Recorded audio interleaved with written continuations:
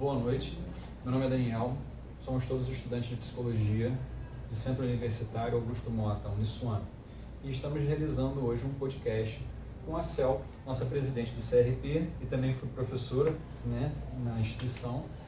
E nesse podcast nós estamos trabalhando alguns temas para a realização de um jornal. E, no nosso caso, nós escolhemos o título de Psicrítica.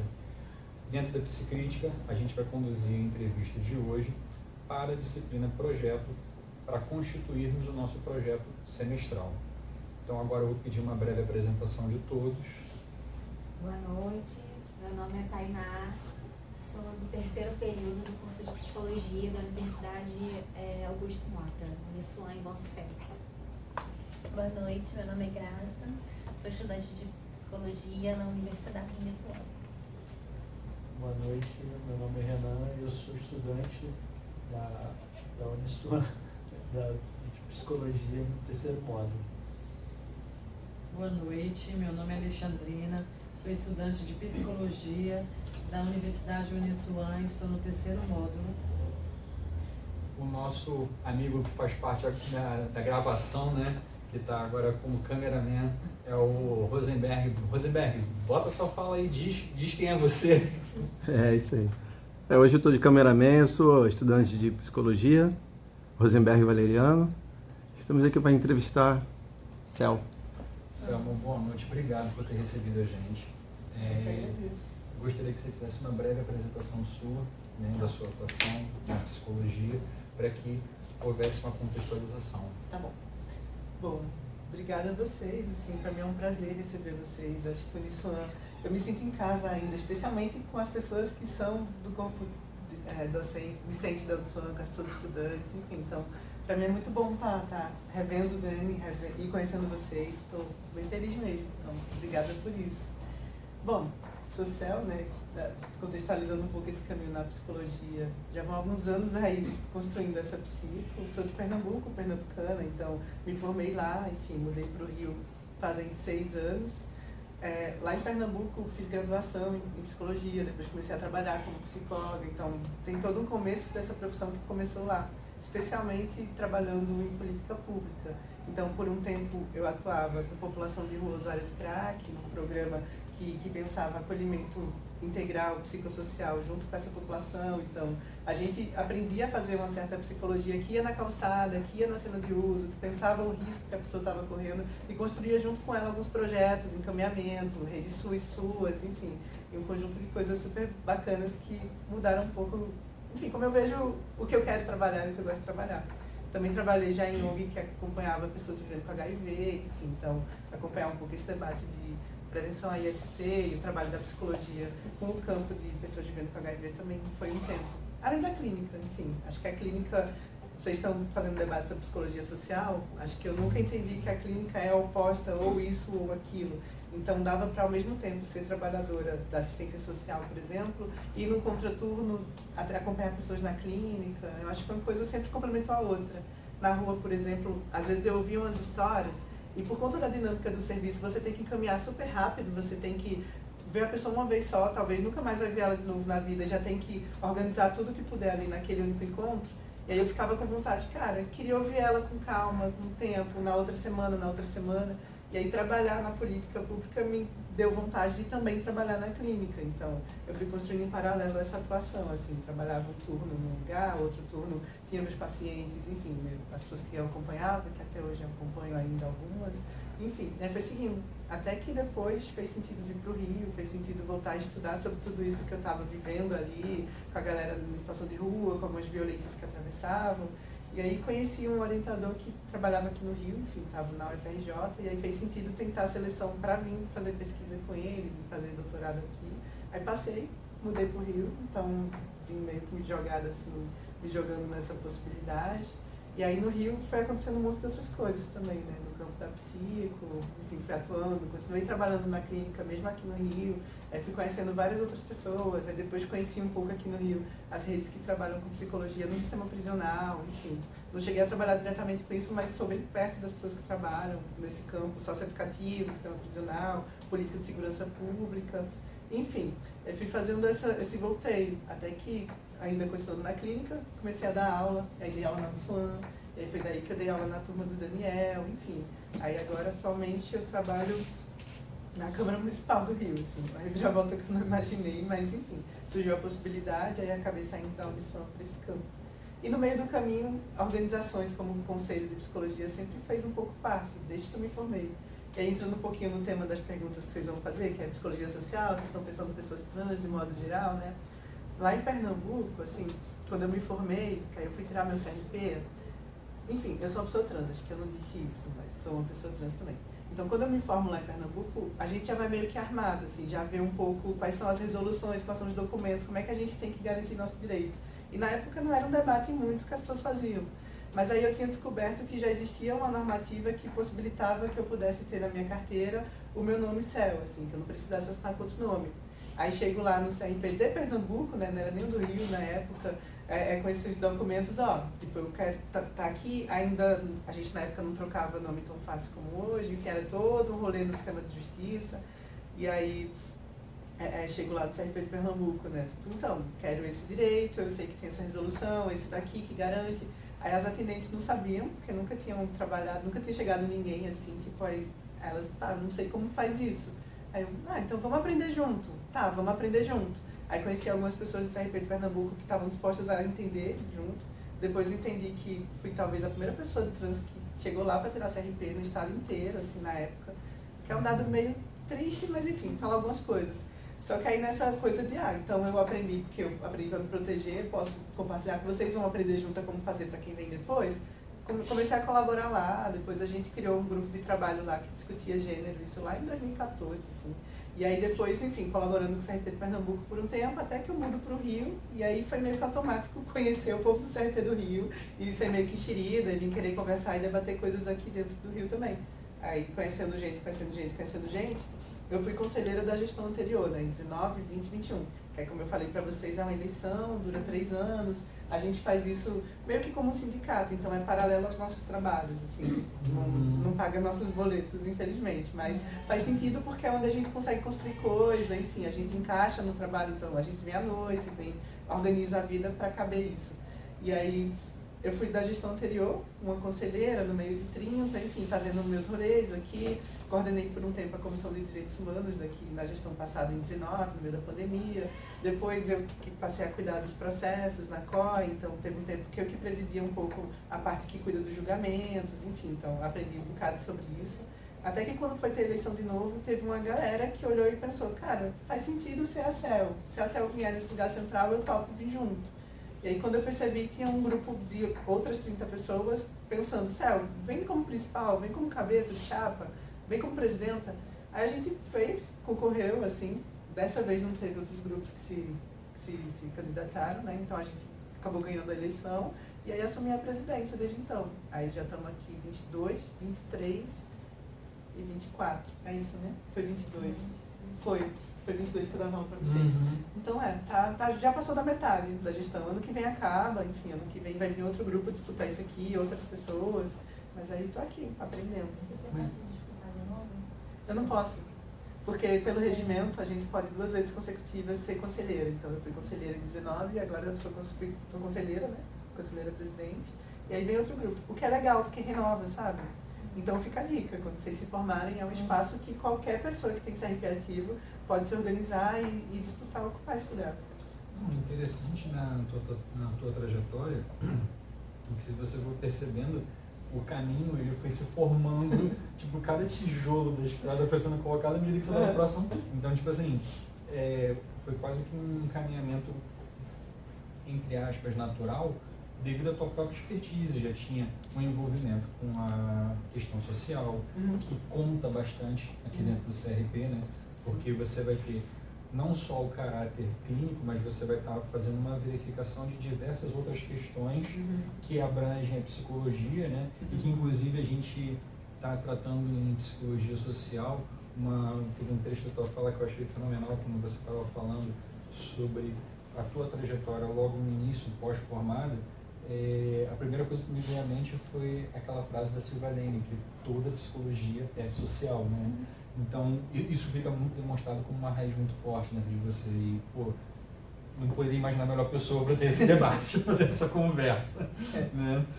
Então, assim, a gente vai fazer aqui um diálogo, é bem dialogado mesmo. A gente tem algumas perguntas, é claro, para a gente poder tirar dúvidas, mas e concernentes ao trabalho, mas a ideia é fazer uma coisa bem dialogada. Então, se outros colegas, para além do questionário, quiserem contribuir com algum questionamento, então vamos adiante. Sim. Quer começar, Isso aí, Alexandra? vamos começar. Vamos lá. Começar com as perguntas. Como a psicologia social aborda a construção de identidade de gênero em pessoas transexuais? Legal essa pergunta. Pensar sobre pessoas trans, acho que pensar sobre a diferença de modo geral, assim, acho que a psicologia social, ou a psicologia de modo amplo, assim, tanto nas diferentes áreas, o modo como a gente foi construindo ela nos últimos anos, assim, vai fazendo ela ser um campo de vanguarda, acho que eu posso usar essa palavra.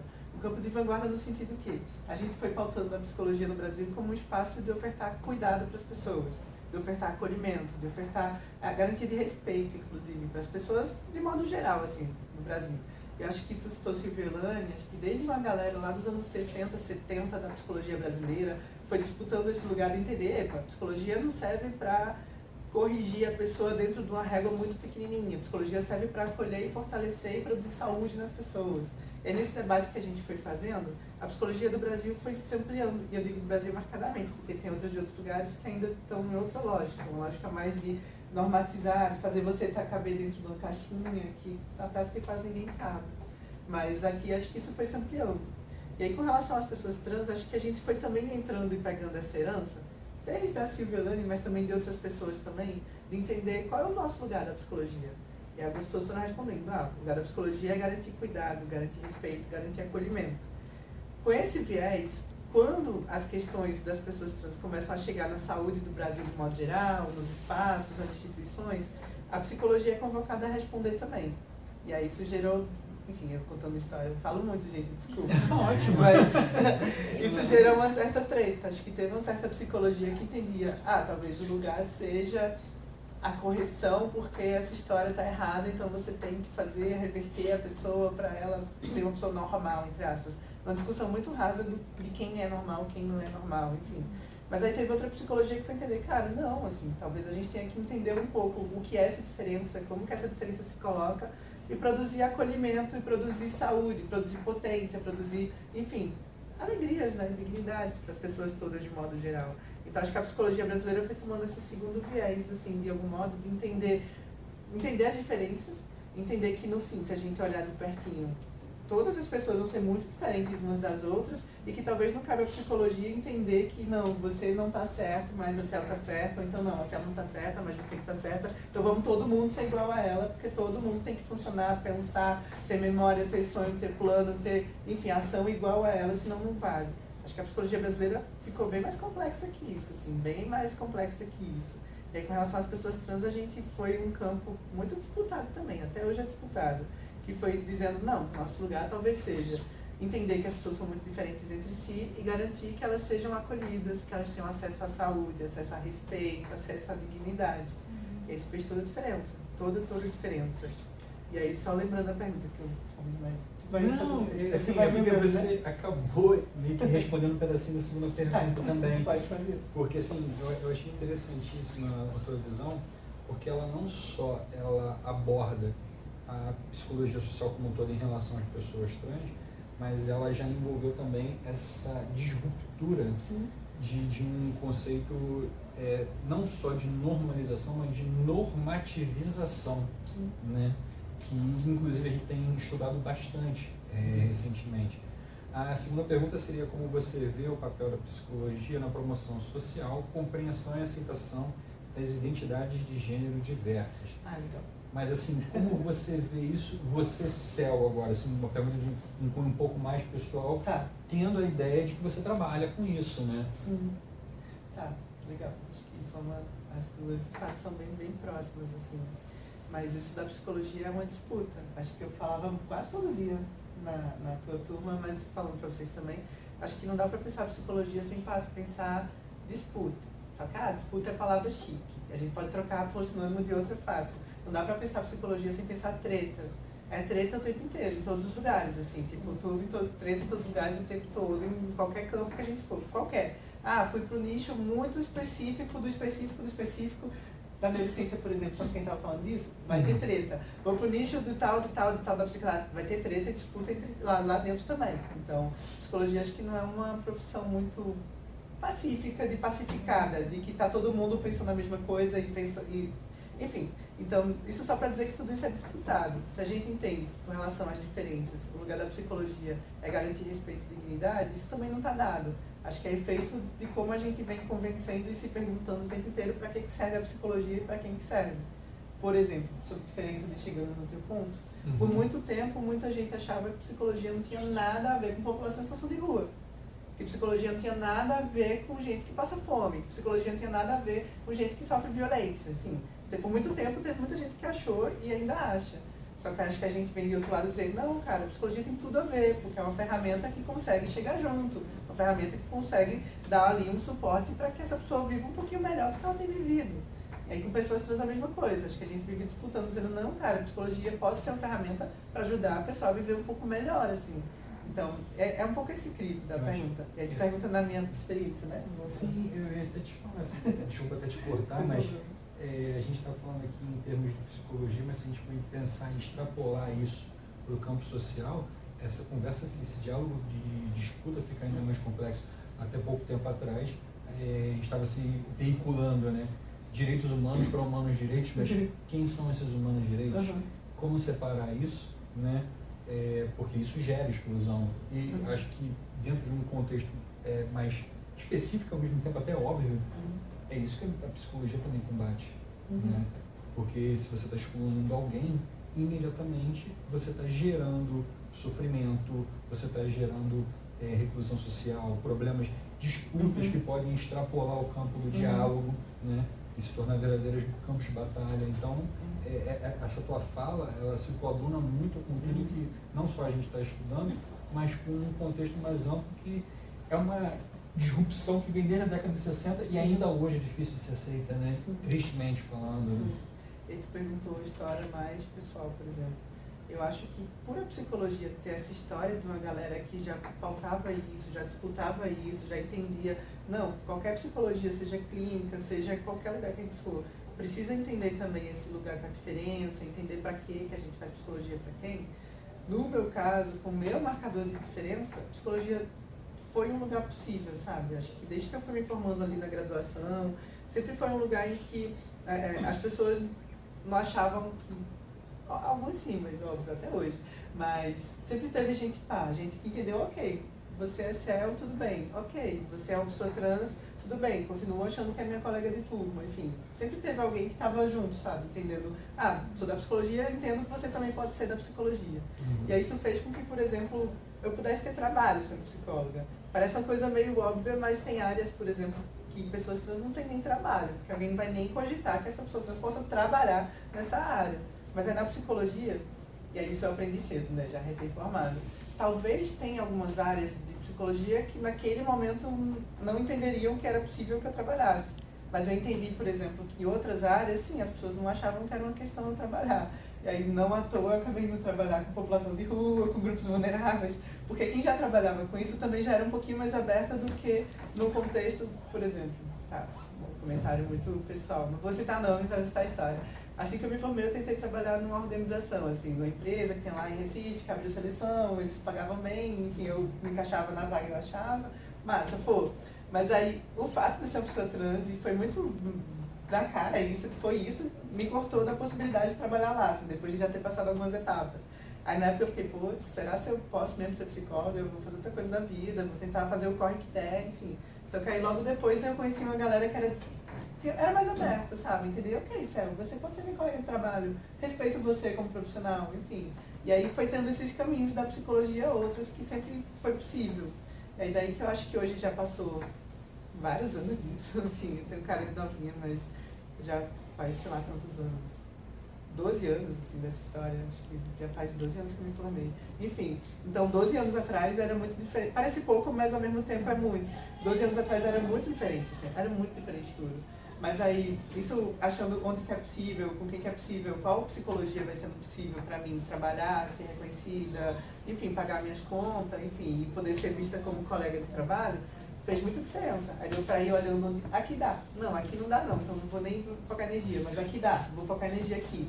Aí isso fez indo, até que acho que bem significativo hoje a gente está nessa virada de tempo em que, sei lá, estou aqui, né, como presidenta, acho que isso marca que a gente deu uma virada na história imensa. Ser professora, por exemplo, é um lugar que eu não imaginava que seria possível uns anos atrás.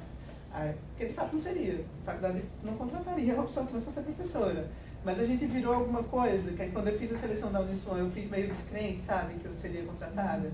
Mas aí de repente não foi questão, e a coordenação me contratou, e a galera me contratou, e foi tranquilo trabalhar lá. Aí eu, cara, o mundo mudou, que doido, enfim.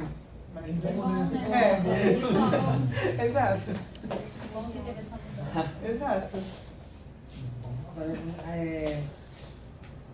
Quais são as questões éticas específicas que surgem ao trabalhar com pessoas transexuais em contexto de pesquisa e prática em psicologia social? Muito boa essa questão. Quais questões éticas que surgem, né? Se a gente parte daquele princípio que o lugar da psicologia é garantir acolhimento, respeito, cuidado, a gente vai estar com essa pista de atenção em qualquer lugar que a gente for exercitar psicologia, assim. Seja fazendo pesquisa, seja trabalhando, sei lá, na escola, seja trabalhando no Detran, seja trabalhando na clínica, seja trabalhando numa instituição, qualquer lugar que for, essa questão vai estar posta. Com relação a pessoas trans especificamente, nesse tempo que mudou nos últimos 15 anos, assim, do mundo que deu uma virada nos últimos 15 anos para frente um pouquinho, né? Acho que a gente foi desenhando algumas coisas que são bem importantes, mas todas elas são bem básicas, assim, que é basicamente respeitar a pessoa como uma pessoa, entender que é uma pessoa que está aqui na sua frente. Enfim, acho que isso que é meio básico, a gente precisou e ainda precisa, e dando contorno de mas como que você faz isso, coleguinha, que porventura não queira entender que Graça é uma pessoa, que Graça merece respeito, que Graça pode andar na rua sem levar uma pedrada, por exemplo. Enfim, como é que a gente faz isso? Na psicologia a gente foi criando normativas. E aí não precisou nem muito longe, acho que o nosso próprio código de ética já dá um contorno legal, e ele já é um documento antigo, mas ele desenha um pouco como que a gente entende psicologia no Brasil, com psicologia que respeita as pessoas, que garante direitos, psicologia alinhada com a produção de dignidade, essa palavra aparece também. Então, como a gente disputou um tempo atrás, gerações anteriores disputaram que é isso que a psicologia faz, e marcaram isso num documento que organiza tudo, a gente pôde pegar esse documento que organiza tudo e especificar, dizendo, com relação a pessoas trans, então, coleguinha, pelo artigo tal, você tem que garantir respeito, dignidade, enfim, garantir acolhimento. E como faz isso? A gente foi desenhando algumas coisas, como respeitar o nome da pessoa. Parece básico, mas não é não, com relação a pessoas trans, assim, não é simples não, mas respeitar o nome da pessoa. Respeitar o modo como a pessoa se apresenta no mundo. Respeitar, enfim, reconhecer essa pessoa na potência que ela se apresenta. Acho que não tentar diminuir essa pessoa. Acho que coisas básicas, mas a gente criou normativa. E aí, se for para dizer, para ficar registrado mesmo, como que a gente organizou isso, a gente no CRP, um dos nossos trabalhos, sistema, né? A gente tem o regional no Rio, o federal e regionais em todos os estados. A cada 6 meses a gente tem grandes encontrões em Brasília, vai ser em maio próximo, que é onde a gente discute as nossas políticas todas, onde constrói lei mesmo para psicologia, que a gente chama de resolução, constrói modo como o trabalho faz, enfim, aprova ou não questões, enfim. É uma grande disputa, assim, 3 dias disputando, 3 dias de treta nessas assembleias. E aí, nessas assembleias onde a gente constrói as resoluções. Aí a gente construiu uma específica para pensar o trabalho da psicologia com pessoas trans, que é a resolução do CFP 01/2018. Que eu acho que não tem ela impressa aqui não, mas enfim, depois eu mando o link para vocês. Que aí ela desenha direitinho, pessoa psicóloga, seja onde quer que você trabalhe, seja com qual abordagem, com qual linha, com o que for. Se chegar uma pessoa trans na sua frente, preste atenção nisso aqui. Aí a gente elencou algumas coisas para prestar atenção. Aí aprovou em 2018, aí ela foi lançada em 2018, aí de 18 para cá, são 6 anos, né? Ela está em vigência. Então, quem não sabe direito, estou trabalhando, sei lá, na clínica, chegou uma pessoa trans, o que é que eu faço? Essa resolução ajuda a dar uma orientada, assim, olha, presta atenção nisso aqui, que vai dar tudo certo. Talvez por falta de conhecimento também, as pessoas não sabem como lidar, né? Exato. Assim, o que falar, como agir, tal, e Acolher, né? não sabe Exato. como acolher, porque não Sim, tem uma orientação, não é uma coisa que você aprenda desde pequena, constantemente, né? Não é um estudo constante, é trans, o assunto é trans e tal, mas não tem uma explicação, né? Não tem um ensinamento pra gente, porque Hoje né? em dia Hoje- até tem mais, né? mas antigamente Mas não se tinha na antigamente nossa não. época. Exato. Não tinha. Tem uma atriz, que é a Renata Carvalho, assim, que é uma atriz trans, enfim. Ela sempre fazia uma fala dizendo que parte do preconceito da sociedade brasileira, a gente conseguiria acabar se as pessoas convivessem com pessoas trans. Porque quando a gente não convive com a diferença, a gente cria um imaginário, um fantasma, meu Deus, é um monstro que vai ali atacar todo mundo. Aí quando você vê que é uma pessoa, como qualquer outra, com sua diferença, enfim. E aí acho que, se eu fosse dizer, o que é que mudou em relação a pessoas trans nos últimos, sei lá, 12 anos, de quando eu me formei pra cá? A gente passou a conviver mais, assim. Eu acho que, enfim, eu mesma, criança, adolescente, não conhecia ninguém. também, né? Porque antes talvez É. era uma coisa mais retraída, até por medo Exato. de opressão e tudo mais, até familiar mesmo, É. né? Não só coisa até na família, na própria É. família, né? Muita gente aí ficou escondida. É. E agora, graças a Deus, vocês têm, né? Pra vocês terem noção, É tem verdade, algumas né? mais velhas que eu conheço, assim, que hoje já são idosas, 60 anos, 50 e tantos anos, assim.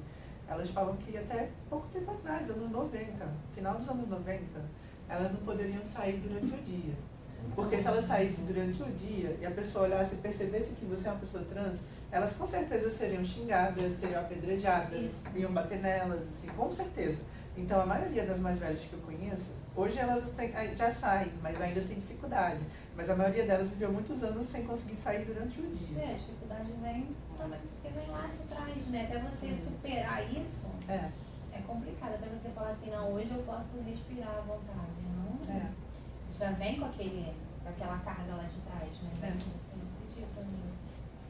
A nossa próxima pergunta, mais uma vez a gente acabou já esbarrando um pouco no tema, mas me veio uma coisa interessante à mente. A nossa próxima pergunta seria, atualmente, quais as iniciativas da psicologia em seus diversos campos de atuação contribuem para a inclusão social do público transexual? Você acabou de falar uma que foi essa resolução.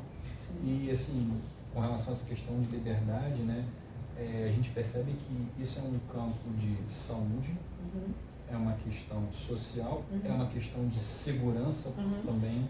Então, é um campo muito Uhum. vasto, né? E aí eu queria ouvir um pouquinho da tua voz sobre Legal. isso. Acho que é legal fazer esse mapa do campo vasto.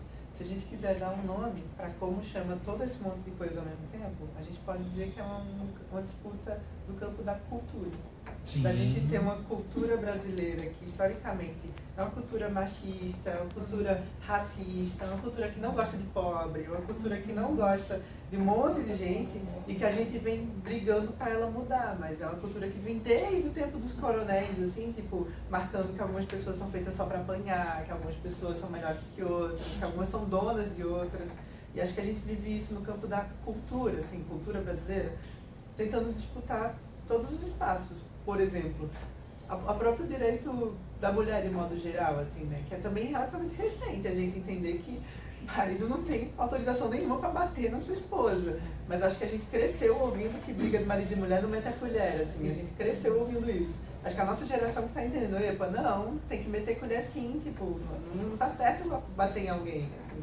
Acho que a gente tá fazendo isso em vários campos.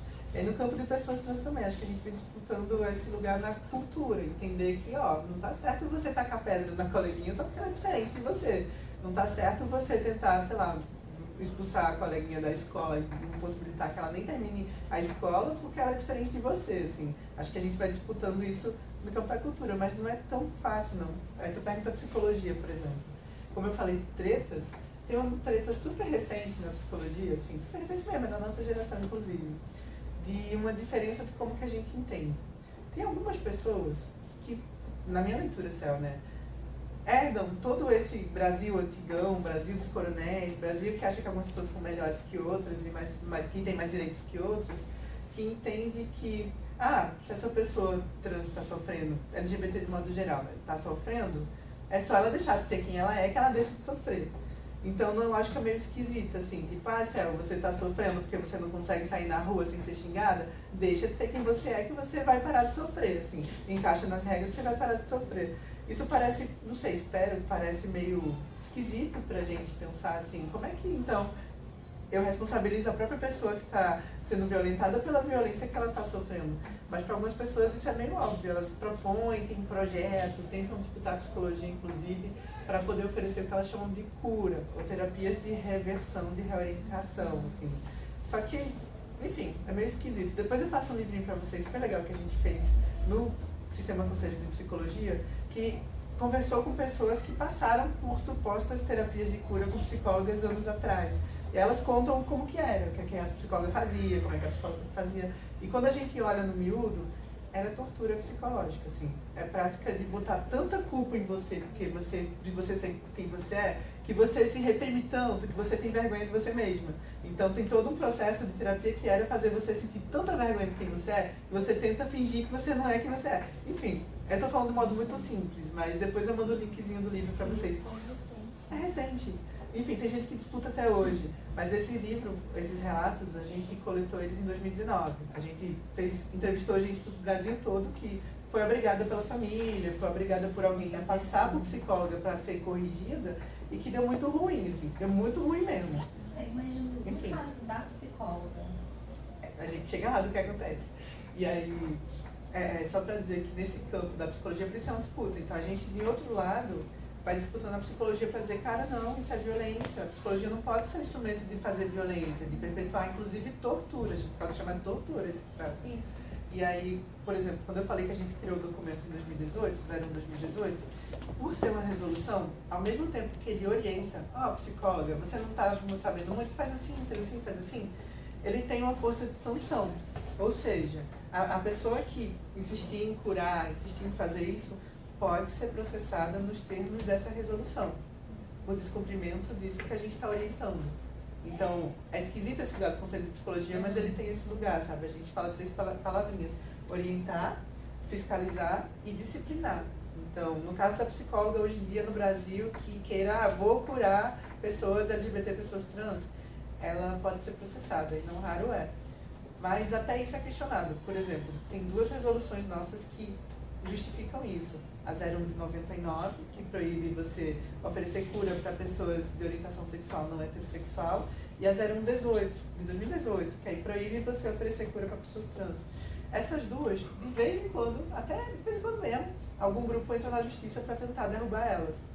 Em 2017, vocês vão lembrar, teve a 19 que caiu por uns meses, porque teve um juiz de Goiás que aceitou esse processo, e aí, derrubou ela por alguns meses. Aí o Conselho Federal recorreu, brigou na justiça, a justiça devolveu a legitimidade dela. Mas tem grupo que ainda briga na justiça para poder oferecer cura. E a questão religiosa, assim, como a psicologia entra Legal. no religioso? Acho uma Pra pergunta. cura, né? Acho que a gente... Porque no caso poderiam não ser psicólogos, né? Poderiam ser outras pessoas, que são os terapeutas, né? Que não Exato. têm no registro de CRT, né? Exato. Mas nesse caso são psicólogos, assim. Inclusive em 2019, aqui no Rio mesmo, assim, na primeira vez que eu fui conselheira, né, que aí o presidente era o Pedro, que hoje é presidente federal, mas enfim, a gente formou aquele grupo em 2019, se formou chapa, concorreu e ganhou. Naquele ano, em 2019, teve 3 grupos que concorreram a cá. A gente, teve um outro grupo, que enfim, era um outro grupo um pouco mais morno, vou dizer assim, porque eles não apareciam tanto, e um terceiro grupo que era marcadamente de psicólogas religiosas. E a campanha delas inteira era dizendo que no primeiro dia que a gente foi eleita, vamos derrubar essas 2 resoluções. Era a campanha delas. Depois, uma dessas mulheres, enfim, acho que já é fato público, então acho que posso comentar. Porque a pessoa que se colocava como a central dessa chapa, da cura e tal, depois ela teve até o CRP cassado por isso, assim, por ser uma das pessoas que oferecia cura no Brasil, enfim. A Rosângela Justino, você já deve ter ouvido o nome dela. Religião, a gente entende Mas, acolhimento, é. né? Mas aí na tua pergunta é bem interessante, voltando para a tua pergunta, como a psicologia pensa um pouco a questão da religião. Eu diria que tem 2 modos, assim. Um modo é, se essa religião única, entendida como a verdade absoluta, tenta dizer para a psicologia, é errado, você tem que curar o coleguinha, vamos curar em nome de ABCD, do dispositivo ABCD, aí a gente tem um debate muito importante nosso sobre laicidade. de que a gente precisa ser uma profissão laica, que a gente precisa ser um conselho laico, que a gente precisa ser um país inteiro, né, laico, entendendo que as pessoas, nós, pessoas, temos nossas religiões singulares. Mas eu, Céu, minha religião não pode se impor como uma verdade que você vai ter que ser respondida e julgada nos preceitos da minha religião, assim. Acho que a gente tenta fazer essa disputa. Tanto que a gente tem uma resolução também que a gente criou ano passado sobre psicologia e laicidade, assim, garantindo o exercício laico da psicologia. Mas isso não quer dizer que a gente não possa disputar, ou discutir também, de uma forma científica, de uma forma madura, o lugar da espiritualidade das nossas vidas, porque também é um campo produtor de saúde. É tanto que aqui no CRP, por exemplo, a gente fez ano passado um seminário muito legal, grandão, assim, sobre psicologia e espiritualidade. E aí conversou um pouco sobre esse lugar como produção de saúde, de diferentes pessoas, mas sempre tendo esse cuidado de, mas a minha não é a verdade que vai se impor a você, por isso eu obrigo você a ser julgado nos preceitos da minha lei, da minha fé, assim. Acho que são duas discussões completamente diferentes. E aí, como que a gente vê a psicologia como psicologia precisa ser laica. Se é o psicóloga, tem uma religião. Vocês têm religião, ou pode não ter também. Enfim, são coisas que não se misturam. Porque também há um conflito muito grande para alguém, seja trans, quer seguir aquela fé e é imposto que ela não pode ser mulher porque ela quer seguir a fé. Mas é uma escolha, né? Seguir a fé. Ela não pode ser quem ela é, seguindo aquela religião, seguindo a fé dela, que é algo muito particular.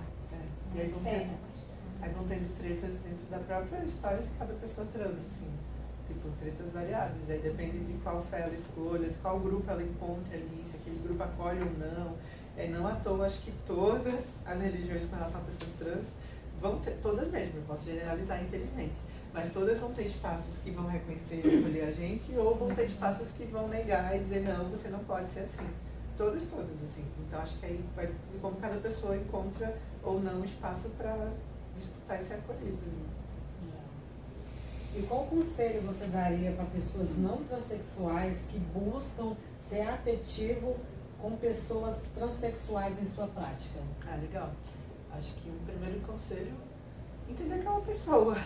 Parece meio óbvio, mas se a gente lembra que é uma pessoa, entende que é o Daniel, que tem a história do Daniel, que vai funcionar do modo do Daniel, que não vai funcionar do modo da Cel, ou do modo do Caio, ou do modo do João, do Pedro, do Lucas, do Gabriel, assim. Acho que entender que é uma pessoa ajuda a gente a entender, uma outra palavra chique da psicologia, se quiser usar, entender que é uma pessoa que tem sua própria singularidade, seu modo de ser no mundo, que vai responder do seu jeito, que vai sentir suas questões do seu jeito. Acho que isso parece meio óbvio pra gente, espero, mas a gente precisou escrever na resolução 0118, porque o protocolo era, se eu chego em qualquer pessoa da saúde, a pessoa já vai me olhar a partir de um checklist que ela acha que é uma pessoa como eu, assim, por exemplo. Então, acho que a gente brigou para dizer, cara, não, psicologia não pode ter um a priori do checklist que eu já sei quem você é, graças a Deus, nunca tô olhando pra sua cara. Enfim, vou conhecer você e ver como que a gente constrói juntas as questões. Então, a primeira questão que eu diria para pessoas que não são trans, que queiram compor nisso, entender que todas as pessoas, não só trans, mas todas as pessoas são singulares, assim, têm suas próprias questões, o seu próprio tempo, o seu modo de sentir, seu modo de se expressar, e que às vezes não vai ter nada a ver com a outra. Primeiro ponto. Segundo ponto que ajuda bastante nesse acolhimento de pessoas trans é respeitar essa pessoa, respeitar o nome que essa pessoa se coloca no mundo, respeitar os modos como essa pessoa trans se coloca no mundo, sem achar que ela está errada, que ela está quebrada, que tem que corrigir isso nela, ou sem que achar que qualquer coisa que ela viva passa por isso, assim. Acho que se ela é uma pessoa como qualquer outra, ela vai ter questões como todas as outras. Esse é um atravessador. Assim como outras pessoas também. Enfim, essa pessoa trans, sei lá, tem território, tem raça, tem classe, tem um conjunto de outros atravessadores. Não sei se fez sentido para vocês, mas parece tão óbvio, mas na prática não é tão óbvio. E aí as pessoas que nunca viram uma pessoa trans na vida acham que, meu Deus, é uma coisa muito exótica, diferente, como vai ser?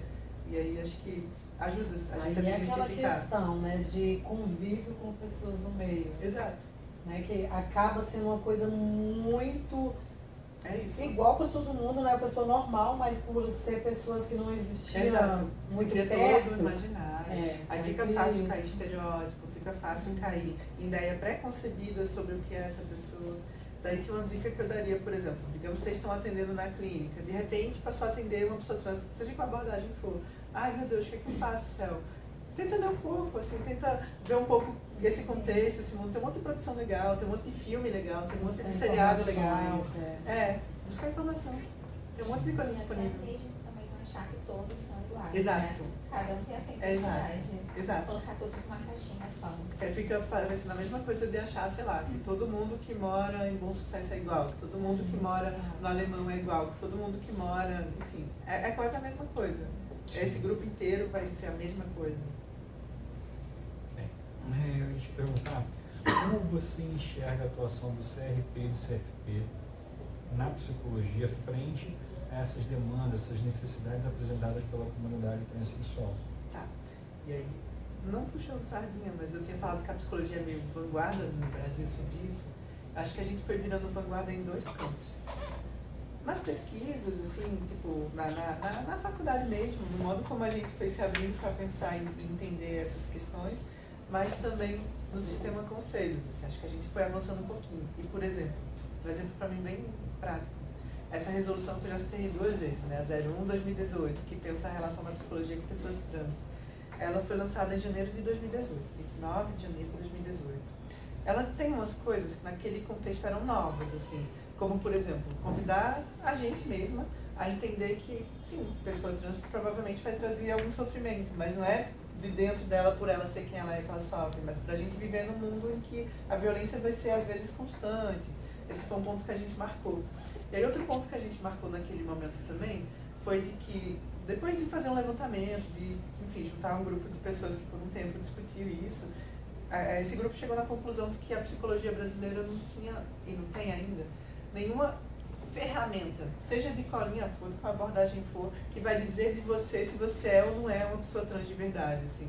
Não tem teste, não tem técnica, não tem teoria, não tem nada que vai dizer de mim, ai, Céu, você é uma pessoa, você é Céu, sim, ou então não, você não é Céu, mais do que a minha própria construção de singularidade, de quem eu sou no mundo, sabe? Minha história, enfim, meu caminho, o modo como eu vou sendo mais potente na vida. Pode estar meio abstrato isso para vocês, mas deixa eu ver como eu explico melhor. A gente chegou na conclusão de que não existe nenhuma coisa prática, um teste. Vou fazer um teste aqui para dizer se Céu é Céu mesmo ou se Céu é fulano, João, Pedro, Lucas, e por isso, e ela acha que e ela tá meio doida. Não existe nada na psicologia brasileira que ateste isso. Então a gente conseguiu afirmar nesse documento um princípio que a gente chamou de autodeterminação, de que caberia ao profissional da psicologia acompanhar a história singular dessa pessoa sem desacreditar dela quem ela é. Sem você ficar testando, não, mas vou testar se você realmente é Céu ou se você vai voltar a ser um homem, assim, sem testar isso o tempo inteiro. E aí esse princípio, essa palavrinha, autodeterminação, nesse campo, fez muita diferença, muita diferença. Porque o que é que aconteceu em 2018? A gente criou esse documento, a gente criou toda uma discussão, até mais elaborada do que o que eu estou falando aqui, assim, de que caberia ao pessoal da psicologia acompanhar essa pessoa respeitando como ela se coloca no mundo, respeitando quem ela vai vivendo, assim, como ela vai vivendo, a construção de identidade dela, que é singular, que é atravessada pelas coisas complexas que são ela, já que todo mundo é complexo, enfim. A gente colocou isso em janeiro. Em março, o STF estava votando pela primeira vez se no Brasil pessoas trans poderiam trocar o RG no cartório, sem precisar ir para o juiz. Porque o que é que acontecia? Até 2018, se o Céu quisesse botar meu nome mesmo nos meus documentos, eu não poderia ir no cartório e fazer isso, não. Eu precisava entrar com processo judicial, ter advogado, entrar em alguma vara, e esse processo rodava e era bem complexo, assim. Eu precisava apresentar 3 testemunhas, um monte de provas de que eu sou Céu mesmo. As testemunhas eram intimadas para ir no juiz. Aí depois de rodar por algumas varas, chegava um dia da audiência, o juiz marcava a audiência com o Ministério Público, da Defensoria Pública, para mim, para olhar para minha cara, ouvir as 3 pessoas que eu disse que me conheciam que eu sou Céu, para dizer, ok, você é Céu, pode ir lá trocar seu documento de identidade e se chamar Céu. Ou então, não acho que você é Céu o suficiente, não. Volta ao documento que está lá escrito João, Pedro, Lucas, assim, e fica assim para sempre. Era assim o rolê, e demorava em média 6 anos, assim, para concluir todo esse circuito judicial. E era muito caro para a justiça brasileira fazer isso, porque tinha que ter funcionário que olha esse processo, tinha que marcar audiência com o juiz, tinha que fazer todo esse circuito. E aí o STF, em 2018, foi votar. E se a pessoa, em vez de fazer tudo isso, juntar alguns documentos que a gente precisa juntar, certidões e tal, e ela própria foi no cartório que ela registrou o nascimento e pediu uma averbação, tipo, pediu uma segunda via desse cartório parecido com como o povo faz quando casa. E aí estava decidindo isso. Só que nessa decisão, eles perguntam, tá, mas o juiz serve para provar que você é graça mesmo. Vai que você não é graça mesmo. E aí eles perguntam Conselho de Medicina. Conselho de Medicina, pessoas trans têm autoridade, autonomia para falar sobre elas, quem elas são? O Conselho de Medicina não tinha nada sobre isso, continuou sem ter. Aí vai para o Conselho de Psicologia. Conselho de Psicologia, pessoas trans conseguem falar sobre elas, quem elas são? A gente tinha lançado esse documento e dizia sim, conseguem, princípio da autodeterminação, pessoas são complexas, elas têm uma história, a história delas vai construindo quem elas são no mundo, e aí isso se viu como apoio para o voto do STF e foi aprovado. E aí desde 2018 só, tipo de julho de 2018, é que a gente pode, no cartório que a gente se registrou de origem, trocar o documento parecido com quanto casa. E aí sai o nome antigo, volta a ser CEL, mas óbvio que não aleatório, assim. Tem um monte de, uma penca de documento que a gente anexa, uma penca de certidão que a gente anexa. Mas enfim, virou por via administrativa que a gente chama. Mas esse arrodeio todo, essa volta toda, só para dizer que isso tem um dedo enorme da psicologia brasileira, assim. Tem um dedo enorme, e a pergunta é específica, sistema conselhos, né? CFP, CRP. Tem um dedo enorme direto do trabalho que a gente fez, assim, que depois informa a justiça brasileira, olha, a justiça brasileira tá tudo bem. E aí, se vocês forem ver das pessoas que vocês conhecem, por exemplo, a possibilidade de elas terem trocado de documentos só de 18 para cá é enorme. Eu própria só troquei 18 para cá, porque eu achava bem absurdo eu ter que chamar 3 amigos para ir lá pro juiz dizer que eu sou CEL, assim. Eu achava absurdo ter que anexar foto minha, ter que anexar print da minha rede social. Eu achava absurdo, eu não fiz, ninguém ia fazer isso. E aí, tipo, aí 18 depois que todo mundo foi trocando. Mas a psicologia brasileira, enfim, ajudou demais nisso. E em vários outros debates. Inclusive no debate de a gente entender que ser trans não é uma doença. Parece que tá dado, parece que é óbvio, parece que é óbvio, mas só de 2018 pra cá. Que a gente entende coletivamente que você ser trans não é uma doença. Não é uma psicose, não é uma doença mental, assim. Até pelo fato de recorrer ao Conselho de Medicina, para eles definirem que tudo é biológico. Exato. Você é homem, você é biológico, então você vai ser fulano de tal. Sou quem sou. Ainda existe um conservadorismo muito grande, né? Porque, assim, pegando um pouco da tua fala, a gente percebe, assim, enquanto sociedade, o quanto, assim, que bom, estamos evoluindo em alguns pontos. Estamos nos desenvolvendo, crescendo, maravilhoso. Mas, ao mesmo tempo, a gente não pode esquecer, assim, a sua etapa, esquecer exatamente o que aconteceu antes, até porque esse antes está muito recente, e tudo isso, esse conteúdo que você está trazendo para a gente é uma violência, é uma violência moral, uma violência psicológica que a pessoa fica subjugada, né? E realmente, que bom que nós estamos conseguindo dar esses passos, espero que os próximos sejam maiores e mais largos, né? E não leve tanto tempo. Mas, infelizmente, é uma coisa que a gente tem na memória. Por exemplo, eu só troquei meus documentos quando eu já era professora de vocês, não só, naquele semestre. Caramba, eu não sabia disso. Porque na época até 18 ninguém ia passar por esse circuito, assim. Pensei, cara, não vou fazer isso, vou usando meu nome social, meu CRP já tem os dois mesmo, assim como CEL no trabalho, tudo bem. E aí segui usando meu CRP como documento até 22, que foi quando eu, cara, tá, vou trocar. Aí eu já tava com vocês quando saiu o identidade na Eu hora. acho absurdo o fato de ter uma pessoa, um juiz determinado se você é ou não é. Isso é surreal. Pois é. Delegar outra Delegar, pessoa, né? acho que as pessoas como têm suas singularidades, não deveria ter um terceiro a dizer que você é o juiz. Mas com relação a pessoas trans, o século passado inteiro, tinham 2 profissionais que faziam exatamente isso, o juiz e o psiquiatra. Os dois meio que atuavam ali juntos para dizer se você é quem você é. E aí isso determinava praticamente tudo. Se tu ia ter acesso a uma consulta, se tu ia ter teu nome, se tu ia ter... determinava tudo na tua vida. Mudou de 2018 para cá. Os dois mudou de 18 para cá, porque o juiz parou de ser essa figura quando o STF decide que a gente troca no cartório, e o psiquiatra deixou de ser em 2018 também, quando o CID-11 foi lançado. Quando a OMS rediscutiu tudo, e em 2018 anunciou que lançaria o CID-11, que o CID, acho que vocês talvez chegaram ou vão chegar nesses debates, é o Código Internacional de Doenças, assim, o código que determina tudo que é doença no mundo, se junta de tempos em tempos, porque a galera entende que tem coisa que para de fazer sentido, tem coisa nova que aparece, e aí tava nessa discussão por anos, assim, tipo, até que em 2018 a comissão o CID é da OMS, a Organização Mundial de Saúde, anunciou que tinha terminado a revisão e que a partir de então pessoas trans não teriam mais nada a ver com a psiquiatria. E aí os psiquiatras pararam de estar nesse lugar. Como a psicologia, de forma geral e abrangente, pode desenvolver uma ação social com oportunidades para pessoas trans? Legal. E difícil essa pergunta. Porque acho que é uma pergunta meio aberta, que chama a gente a pensar criativamente, né? Acho que com qual psicologia a gente estiver, onde a gente estiver, com qual história a gente for fazer na psicologia que fizer sentido pra gente. Então acho que qualquer lugar que a gente for fazer psicologia, caberia pensar um pouco isso. Mas talvez eu possa pensar exemplos, assim. E aí eu tenho, talvez, 2 exemplos que me vieram na cabeça.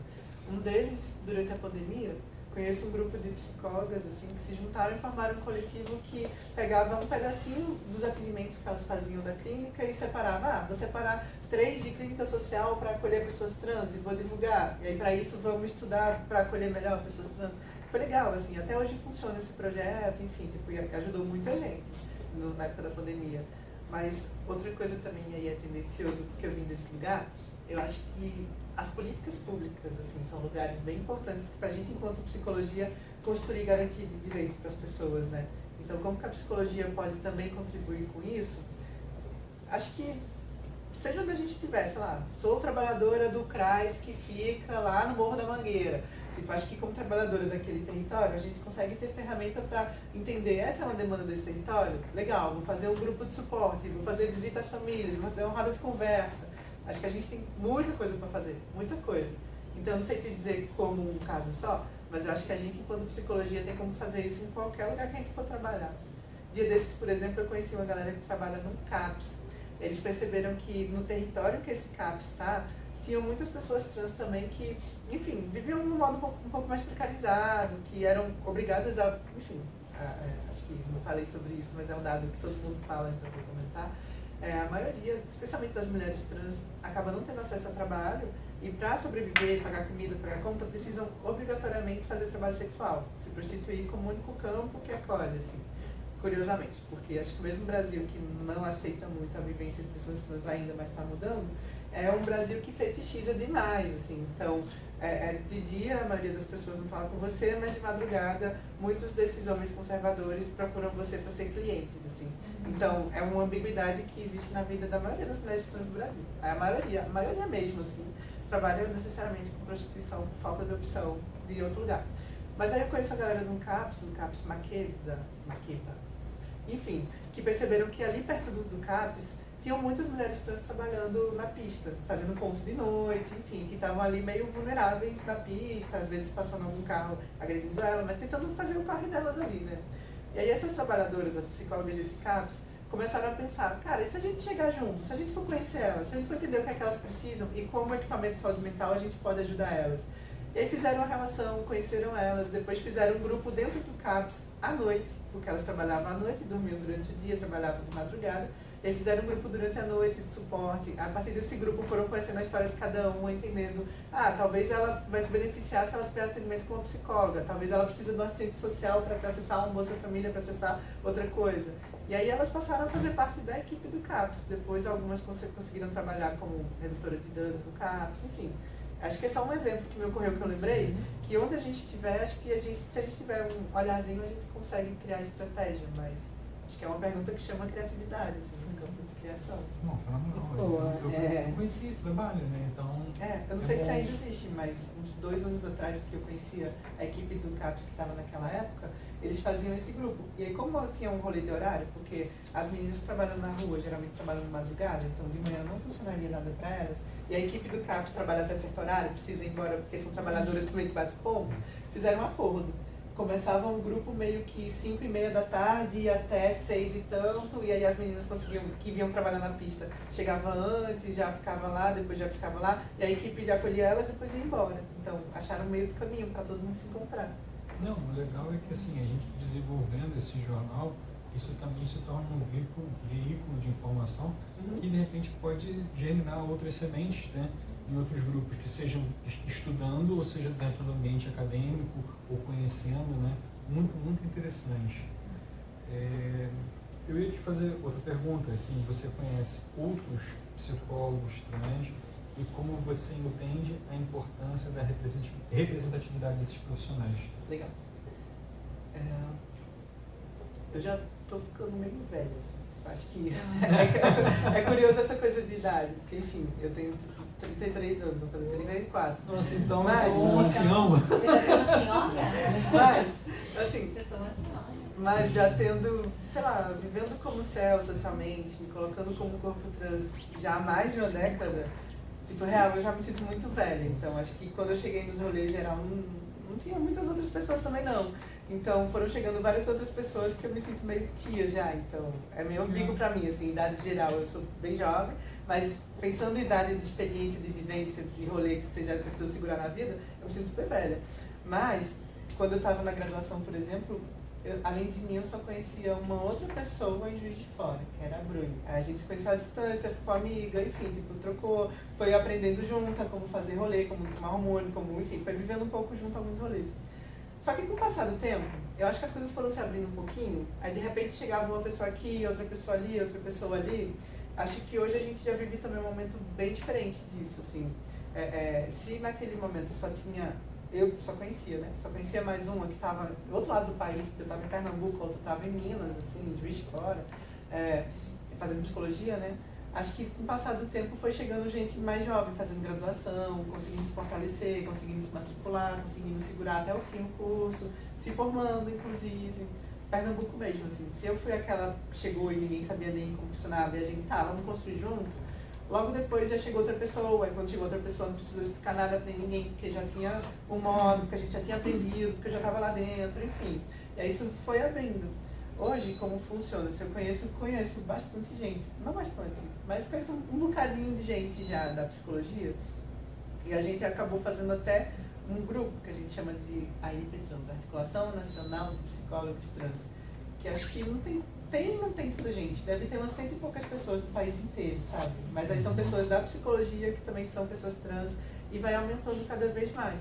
Mas aí como é que isso funciona, assim? Acho que tem um lado meio esquisito de você chegar primeiro e furar algumas bolhas, assim, conseguir ter acesso a alguns lugares que ainda não tem ninguém como você na história daquele lugar. Eu acho que o lugar todo aprende um pouquinho. Aí daqui a pouco chega mais gente, assim, tipo Suan. Não sei se teve outra professora trans lá no Suan antes de mim. Provavelmente, eu realmente não sei. Mas os lugares todos que eu trabalhei, assim, tinha esse rolê de eu chegar, tipo, ser a primeira daquele lugar, e aí, só que eu sei, o meu modo de ser na vida. Meu modo é tipo, vamos aprender junto? Vamos aqui trocar uma ideia? Até quando isso teve um momento assim de eu chegar com a RH, vamos sentar aqui, vamos trocar uma ideia? Vamos resolver um pouco essa questão burocrática, porque aí outra pessoa que vier não precisa mais lidar com isso? Enfim, CRP é a mesma coisa, enfim, os lugares todos que eu fui passando a mesma coisa. Aí quando a gente vê, já tem mais outra. Mas como que eu acho importante essa representatividade que tu fala, sempre que alguém joga uns confetes, primeira, e tem gente que gosta desses títulos, acha que ele é um título feliz, assim, pra mim sempre foi um título meio triste, saca? Tipo, eu fico me perguntando, cara, por que só agora a primeira? Por que nunca teve ninguém, assim? Que história tá atravessando a vida de todo mundo que faz com que a galera não chegue, não consiga terminar uma graduação, não consiga ter um CRP ativo e trabalhar como psicóloga? Eu sempre me pergunto isso, mas acho que eu tenho um germe da esperança, assim, sabe? Acho que ficar velha é bom porque a gente vai vendo que o mundo vai mudando, aí vai alimentando um respiro. E aí hoje já tem bastante gente, assim. Não é bastante, mas já tem um Você foi a bocado. primeira mulher trans no conselheiro aqui? Também. Primeira conselheira trans que teve em 2019, aqui, quase no país todo, só que aí na época já teve eu aqui, aí teve mais 3 no resto do país, assim, em 2019. A gente se conhecia, curiosamente, quem era desse mesmo grupo, NP Trans. Aí depois disso, em 2022, a gente já tinha feito uns debates internos, pensado política de acesso e permanência, pensado como convidar mais pessoas a se sentirem confortáveis para ocupar esse lugar. Porque às vezes furar a bolha não é fácil, né? Às vezes você tá sozinha lá, tem que segurar a marimba de um jeito que a galera vai embora, não sustenta ficar lá, enfim.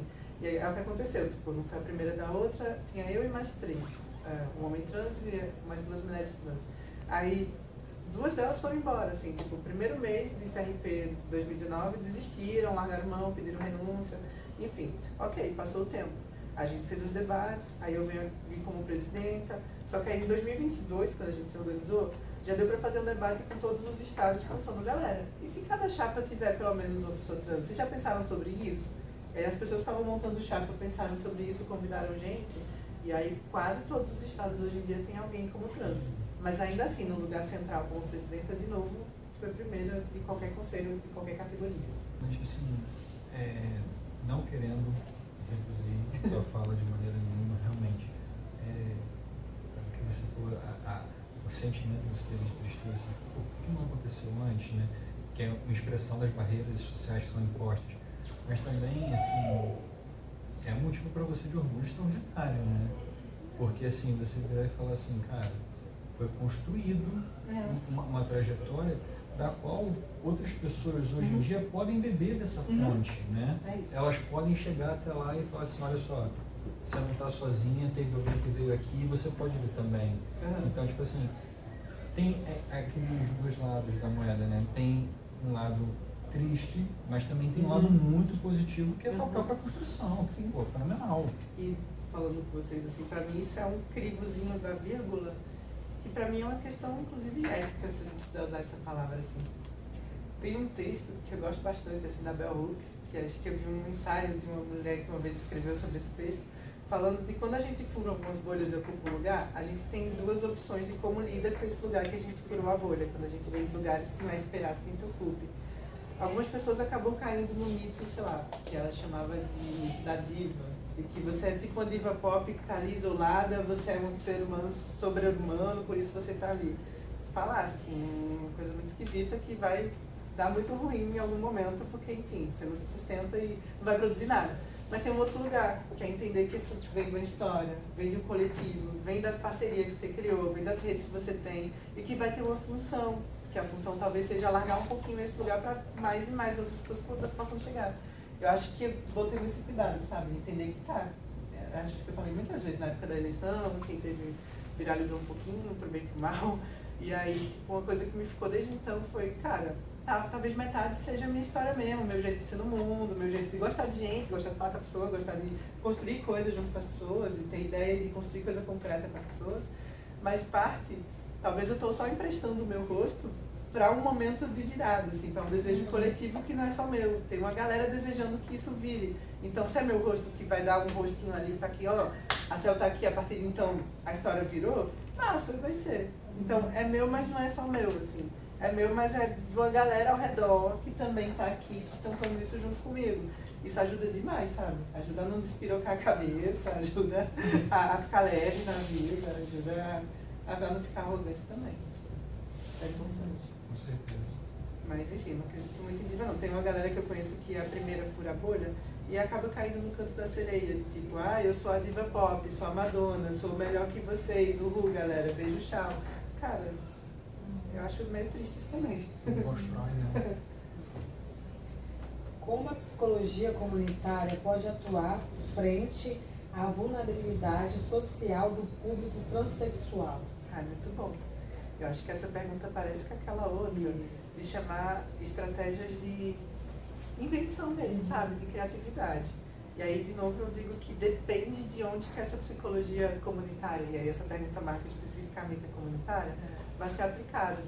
E aí, pensando psicologia comunitária como uma ferramenta que a gente tem para fazer determinadas práticas, especialmente coletivas, assim, também, né?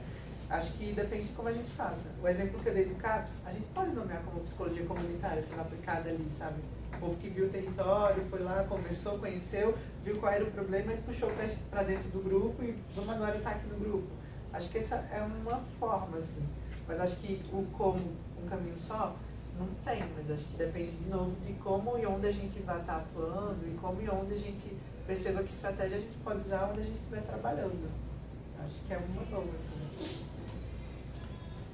Nossa última pergunta, estamos chegando ao final do nosso debate aqui, da nossa conversa, em barra entrevista, barra debate, barra muitas coisas, barra aprendizado também, né? Em sua atuação, você já realizou atendimento clínico a pessoas trans? Se sim, há alguma metodologia específica para o acolhimento deste público? Legal.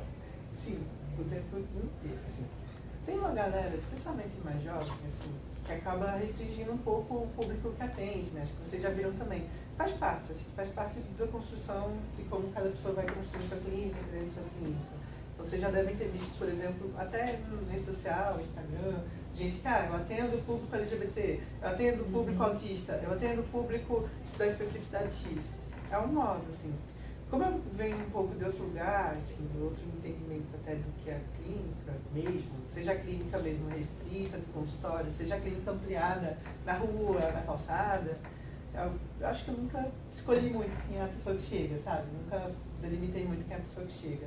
Mas era meio natural, tanto pensando em clínica ampliada na rua, por exemplo, na calçada, população de rua, quando chegava uma pessoa trans, tipo, nossa, quero falar com você, porque com você eu consigo falar. Enfim, e às vezes não. Então, acabava que naquele serviço ali eu tinha muitas, a gente chama usuário de referência, que a gente se divide a equipe. Então, tem, sei lá, 40 pessoas que usam o serviço, são usuários de serviço, por isso usam o serviço, a gente chama de usuários, enfim, nas redes. Então, digamos que tem 40 pessoas que o serviço é responsável, que o equipamento é responsável. Você é responsável por conhecer e se aproximar de 10, você de 10, você de 10, você de 10, assim. Tem essa divisão. Quando vocês forem no CAPS, quando vocês forem no CRAS, vocês vão perceber que a gente divide um pouco as histórias, porque não tem como todo mundo acompanhar todo mundo. Então, você é responsável por tais, você por tais, você é por tais, você por tais.